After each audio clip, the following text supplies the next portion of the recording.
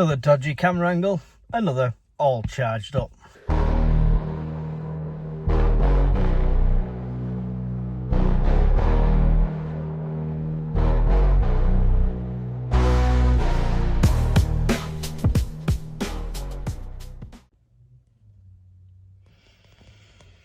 Never has this shirt been more appropriate than it is now. And this is not fear-mongering. This is not to scare you. But I still am baffled and frustrated at the government not acknowledging threats. Completely just, we've got our heads buried in the sand. Now, don't get me wrong. I reckon there's some department somewhere that does know what the potential threats are, of course. But we're still, you know, the British public can't handle it, so we won't tell them anything. We won't tell them to prepare properly. We won't tell them what could happen, even though it's happening on our doorstep. The blackouts in Spain, we spoke about that before.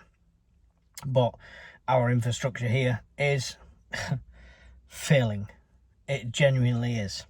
Now, I've got a bit of an insight into this with the EV charging stuff, because these superchargers prove my point there. The charger decided not to charge. Now it is. You've got a problem with the electric vehicle, turn off the channel, unsubscribe, bugger off, because I've mentioned it too many times to explain it again, all right? That's your problem, not mine. Now, the failing infrastructure. There is 1, 2, 3, 4, 5, 6, 7, 8 supercharger points here. 4 are off. With no explanation, just completely powered off. Even the lights on that side's not working. The chargers that are close to my home are off, don't work at all. They're brand new, they're all shiny, they look like they work, but they don't. And it's getting worse and worse. Is this power saving? Potentially, but we can't rely solely on solar when there's no wind. We can't rely solely on wind when there's no solar, and it's just not all going to work. It's simple as that. It's just not working. So that is a crumbling situation. But we've done power before. That's not what we're talking about here. What we're talking about here is global threats when it comes to military action, to wars, and to the threat directly to the UK. But Mike, we're not under threat. Nothing's attacking us. We are being attacked right now. We are being attacked so much right now, and how it's not being acknowledged is beyond me.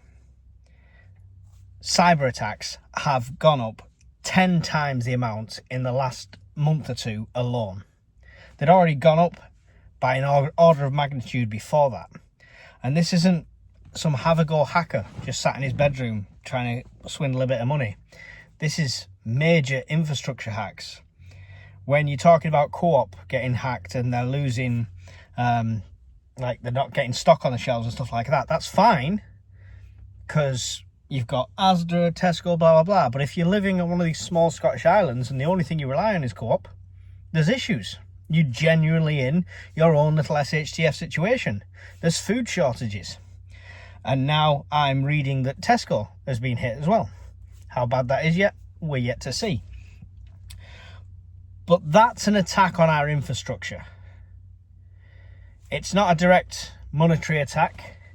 They've obviously found a way to get into the systems, and a lot of these supermarkets use generally the same sort of system. So once they're into one, you can bet it's going to domino and cascade.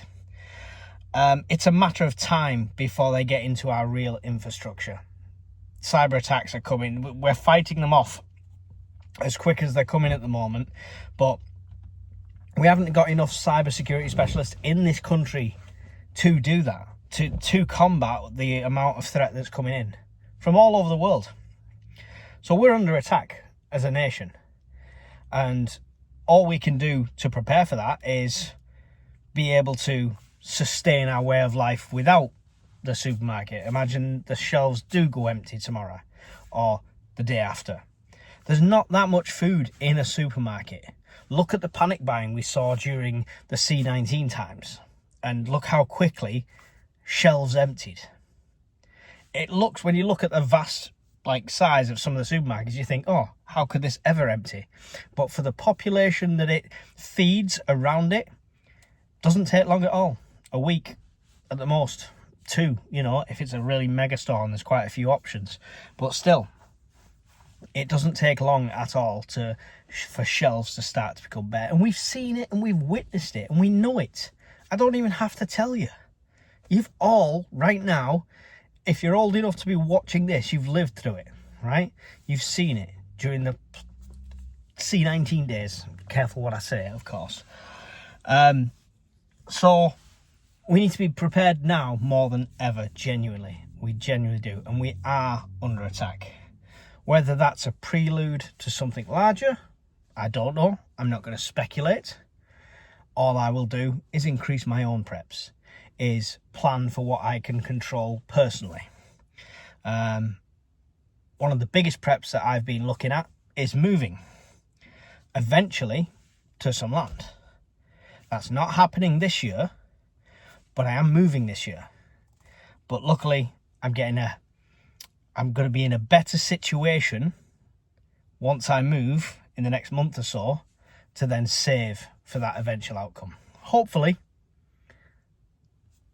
SHTF Teotihuacan doesn't happen in the next 2 or 3. Hopefully it never happens at all, but hopefully it doesn't happen in the next 2 or 3 years and I can get fully established, which would be great. But I've got plans if it's not. If it happens tomorrow, there's plans in place. If it happens in 6 months' time, there's plans in place. And this is what is key, is if you take anything from all the fear and all the headlines and stuff like that going on, just ask yourself, what if? That's it, just what if? And that's the message that the governing bodies of our nation should be saying to people. There should be an ad campaign saying, what if? Just to get people ready and prepared more, even if it's that's not monetary, that's mentally. Just have them be ready, because if it all turns off tomorrow,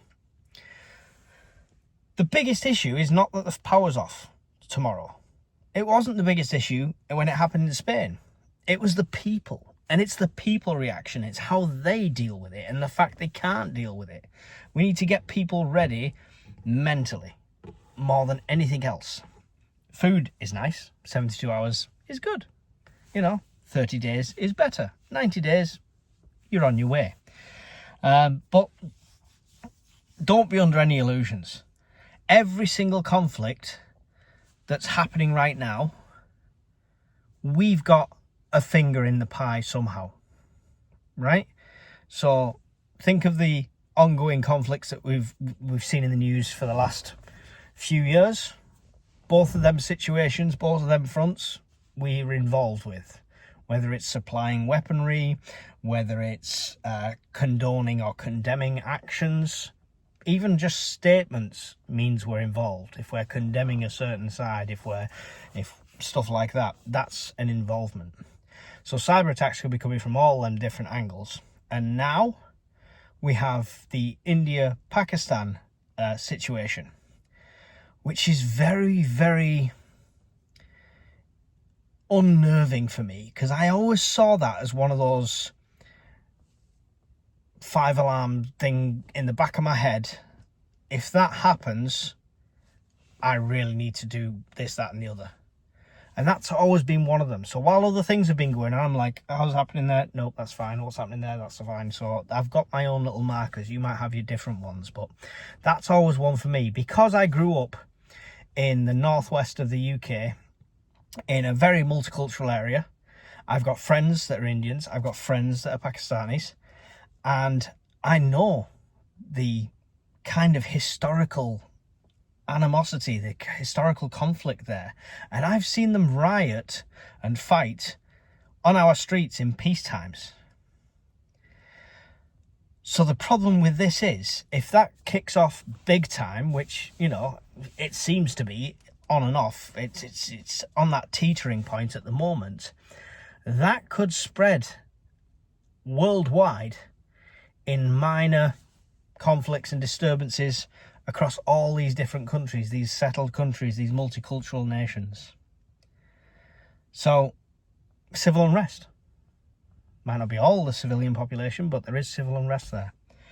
So it is one of them tipping points, and it's scary because they both kind of got nuclear arms now, so I don't even know where it's going to go.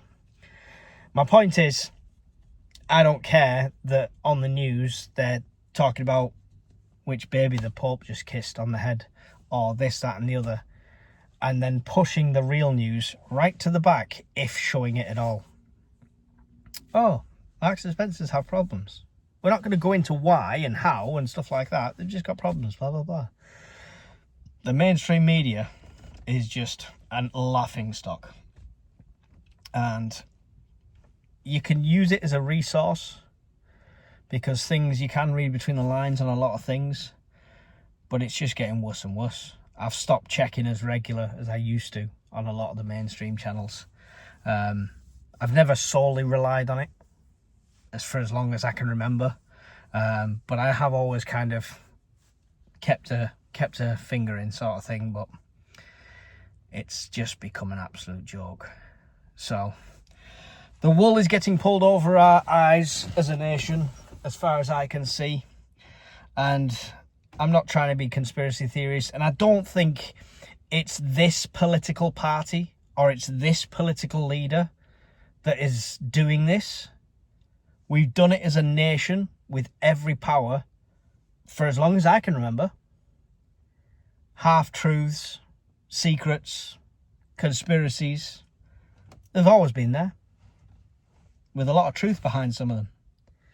So yeah, another ramble, another rant, but please watch closely and be aware of your own surroundings and how outside sources, outside conflicts could affect you, especially if you're in an area that is heavily populated by people that might be part of that conflict or have, some sort of feeling about that conflict. We've seen far right and far left marches where they both go too far and smash things up and stuff like that.